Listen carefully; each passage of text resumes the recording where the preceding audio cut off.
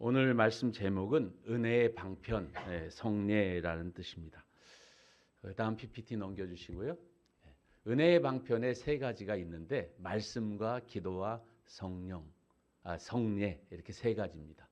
말씀과 기도가 우리가 하나님의 은혜를 받고 하나님의 은혜를 누리는데 필요하다고 하는 것은 분명합니다. 그런데 잘 모르고 있는 것이 성례죠. 성례는 만져지는 말씀이라고 하는 별명을 가지고 있습니다. 우리가 주의 성찬에 참여할 때 우리가 만지고 먹는 그것이 예수 그리스도의 몸과 예수 그리스도의 피라고 하는 사실을 우리가 생각하고 그것을 기억하면서 또 그렇게 할 때에 주의 은혜가 실제로 그곳에 임재해서 우리가 먹고 마실 때에 우리는 떡을 먹고 우리가 포도주를 마시는 것 같지만 실제로 성령께서 그것을 실제 예수 그리스도의 몸과 예수 그리스도의 피로 변화시켜 주신다. 그런 믿음으로 그것을 먹는 것입니다. 그래서 오늘 우리들이 하는 이 예식은 그냥 예식이 아니라 정말 그리스도의 몸과 그리스도의 피에 참여하는 구원이 무엇인가 하는 것을 같이 나누는 것입니다. 말씀과 기도에 대한 부분은 넘어가고 그다음 PPT 넘겨주시면 성찬에 대한 부분인데 우리 웨스트민스터 신앙 고백에 우리를 88문에 보면 이런 게 있습니다. 당시에 종교개혁을 하고 나서 어떻게 해서 믿음으로 살아야 하는지를 가지고 수많은 사람들이 갈등을 겪고 있었습니다. 왜냐하면 로마 캐톨릭의 문화 가운데 젖어 살다 보니까 로마 캐톨릭과 다른 전혀 로마 캐톨릭에서 왜곡시켜 놓았던 말씀이 잘못된 말씀들을 바로잡는 과정에서 나온 것이 신앙 고백입니다. 그래서 신앙 고백을 맨 처음에 우리가 했던 하이델베르크 요리문답, 그다음에 도르트 신조, 네덜란드 신앙 고백 이런 것이 있었지만 1623년에 이제 그 영국에 있는 왕이 명령을 내려서 이 신앙을 하나로 정리하는 고백을 만든 것이 이 웨스트민스터 신앙 고백입니다. 이 가운데 대요리 문답, 소요리 문답 이렇게 해서 전체적으로 아주 자세하게 풀어 쓴 것은 대요리 문답. 핵심적인 것만 골라서 나눠 놓은 것을 소요리 문답이라고 합니다. 그 가운데 소요리 문답 가운데 88문에 보면 그리스도가 구속의 유익을 우리에게 전하시는 외적 수단, 방편은 무엇입니까? 우리 같이 한번 읽어볼까요? 시작. 그리스도가 구속의 유익들을 우리에게 전하시는 외적이고 통상적인 수단은 그의 규례들인데 특별히 말씀, 성례, 기도입니다. 이 모든 것들은 구원을 위해 택자들에게 효과적입니다.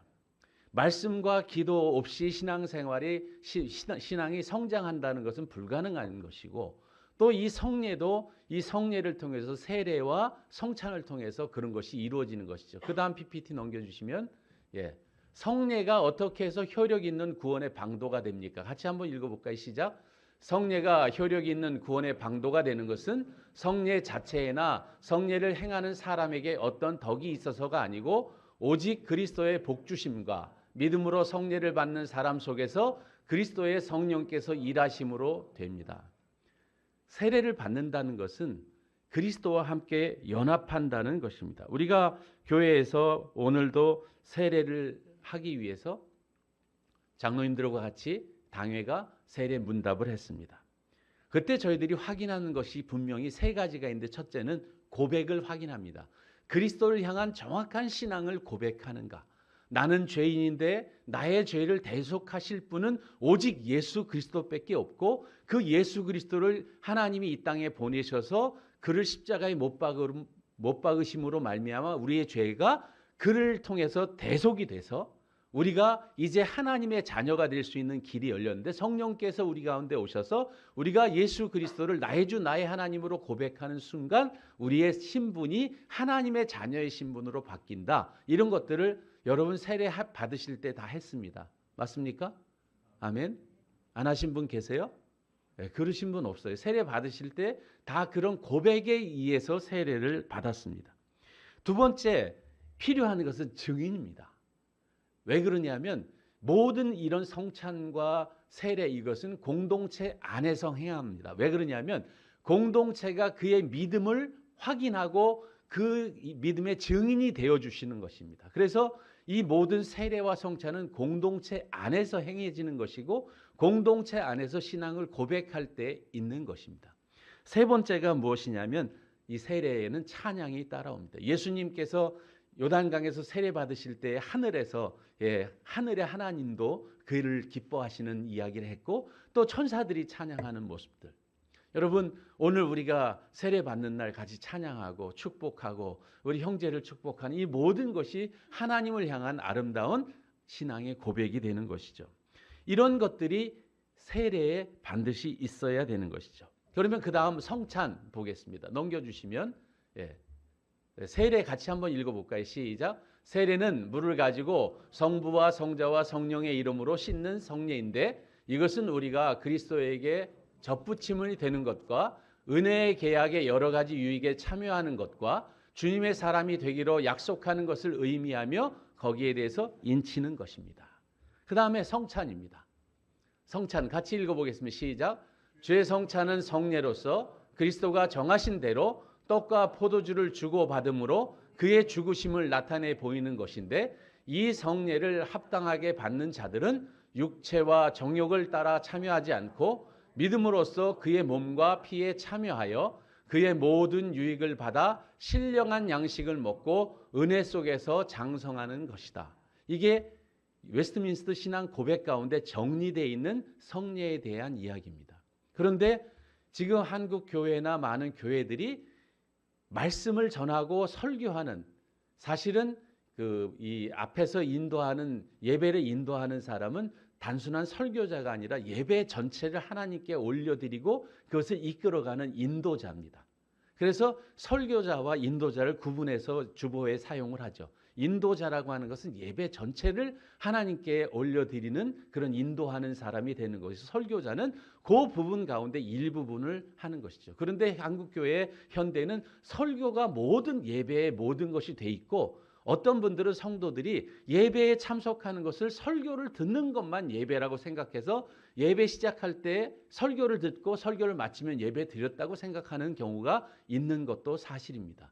진정한 예배는 처음에 예배서부터 임례 주님을 앞으로 부르심에 나아가고 그다음에 마지막 축도까지 모든 과정이 하나님을 예배하는 과정입니다. 이 전체 과정을 이끌어가는 사람이 인도자인 것이죠. 그래서 한국교회에서 꼭 필요한 것들이 뭐냐면 이 성례가 자주 시행될수록 훨씬 좋다. 그래서 어떤 캐톨릭에서는 매주 미사를 드림으로 그 미사에 참여하지 않으면 구원을 받지 못한다는 그들의 어떤 그런 규칙, 그런 규례가 있다 보니까 그들은 토요일 날 미사를 하는 거예요.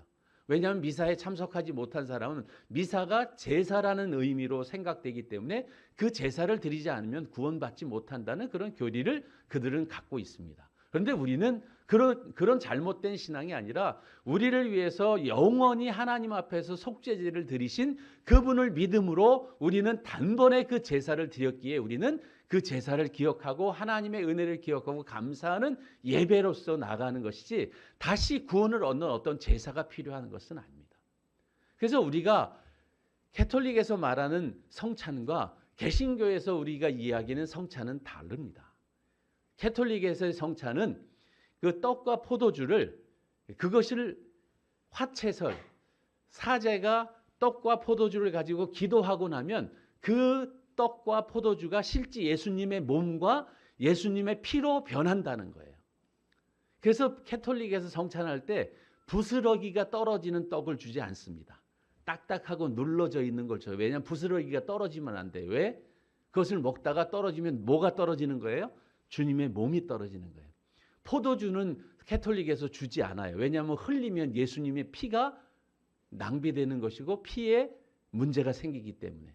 그런데 우리는 영적 임재설, 우리가 먹고 마실 때 실제 그것을 믿음으로 내가 받고 먹으면 그 믿는 순간 성령께서 우리 가운데 예수 그리스도의 몸과 예수 그리스도의 피로 우리 가운데 변화시켜 주신다. 이런 것을 영적 임재설이라고 합니다. 이것을 장로교는 이런 교리를 그 전체적인 교리로 채택해서 믿습니다. 캐톨릭은 화채설을 믿죠. 그래서 정말 어떤 것이 중요한 것인가? 예수 그리스도의 몸과 피를 어떻게 대할 것인가, 이것이 굉장히 중요한 것입니다. 오늘 우리가 성찬을 하게 될 것인데 성찬을 어떠한 마음으로 하시게 될 것인가. 저는 오늘 예배가 이렇게 순서들이 많아서 간단하고 정리된 말씀으로 드립니다. 하나님께서 우리에게 성례를 허락하신 것, 예수 그리스도께서 친히 제정하신 그 이유는 이것이 우리의 신앙에 무한한 유익이 되기 때문에 이것을 자주 시행하라는 뜻으로 주셨습니다. 그러면 교회는 몇 번 해야 될까요? 가능하면 할 수 있는 만큼 많이 하는 게 좋은데 매주 하다 보니까 오히려 형식적으로 흐르기도 쉽고 또 매주 하다가 보니까 어떻게 보면 우리의 신앙이 정말 어떤 그런 예식적인 잘못된 형식적으로 흐를 수가 있을 것 같아서 교회들마다 어떤 교회는 1년에 2번, 저희 교회는 1년에 4번, 어떤 교회는 12번 그렇게 하는 교회들이 있습니다. 저희 교회는 절기에 한 번씩 3개월에 한 번 이렇게 하게 되는데 그 3개월을 우리 은혜의 시간으로 하나님의 은혜를 감사하며 정말 우리 가운데 예수 그리스도의 몸과 피를 같이 나누며 축제의 시간들이 되기를 원하는 마음으로 이 시간 같이 보내고 있습니다. 이 PPT 하나 마지막 넘겨주시면 기도가 무엇입니까? 세 가지 오늘 은혜의 방편 세 가지 가운데 첫 번째가 뭐라고요? 말씀. 두 번째가 성례. 세 번째가 기도. 기도 같이 읽어보겠습니다. 시작. 기도는 그리스도의 이름으로 우리의 소원을 하나님께 올리는 것인데 그분의 뜻에 맞는 것을 구하고 우리의 죄를 고백하고 그분의 자비하심을 깨달아서 감사하는 것입니다. 우리의 소원을 그냥 올리는 것이 아니라 하나님의 뜻에 맞는 것을 구하는 것이 기도다. 그런 것을 핵심적으로 이해하시면 되겠습니다. 이제 이런 이야기는 우리 주일날 예배 때 계속 또 말씀드리고 성경 공부 시간에 같이 나누기로 하고 오늘은 하나님이 우리에게 주신 그 기쁨을 같이 나누는 이제 성례식을 거행하도록 하겠습니다. 먼저 기도하겠습니다. 하나님 아버지, 오늘 성례가 우리 가운데 은혜의 방편이 된다고 하는 사실을 우리가 같이 나눴습니다. 이 성례가 주님이 친히 제정하신 것으로 우리에게 무한한 유익이 되고 무한한 은혜의 수단이 된다고 하는 사실을 깨달으며 오늘 저희들이 성례를 집전할 때 우리 모두에게 주의 은혜가 임하고 성령이 충만한 그런 시간 될 수 있도록 인도해 주옵소서. 예수님의 이름으로 기도드립니다. 아멘.